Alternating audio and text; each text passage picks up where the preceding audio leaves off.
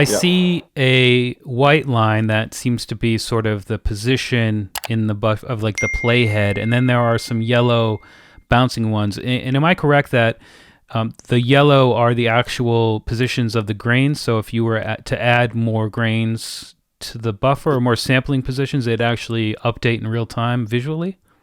Yeah, totally. The idea is that, of course, so you have this white line, which is the writing head, whereas the audio is being written in the buffer. And you're right, the big yellow line is basically your playhead that you can move with this control. So here in the grain capture section, you have this big knob, which has several different operation types here and here.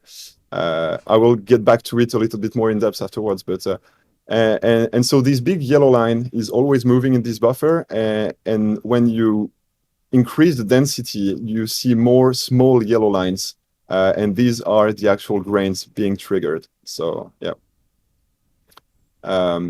So as I told you, you have several ways to read inside this buffer.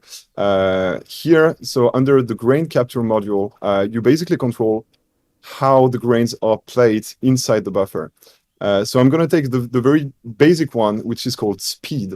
And speed is basically just defining the speed at which the playhead is moving inside the buffer as a ratio of the speed of the white bar. So if you read at 1x, you're reading exactly at the same speed as the writing head. So If you go to it'll 0, stay like an equal distance from it if you have it offset. yeah, exactly. And you can go half speed and also backwards. So this is the most basic one, but you also have offsets. So you determine an offset between the playhead and the recording head. And the last one is called manual. So it just allows you to spot a specific position where you want to pick up grains. So these are the three main operations for this grain capture module. And then we have something which is quite exciting, which is called grain quantization right here. And I will let you hear it a little bit afterwards.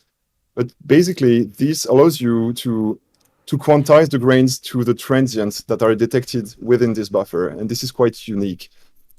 Imagine just playing a drum beat or just some beautiful piano chords.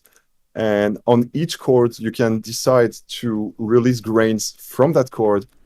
And at the very moment you change the chords, the new grains that are going to be generated from this position. And so it will never, yeah, it will always be in tune. It will always be beautiful and very lush. And it's really exciting. And the last one is a grid mode. Well, basically you split the buffer in different slices and you decide where you want to play the grains from.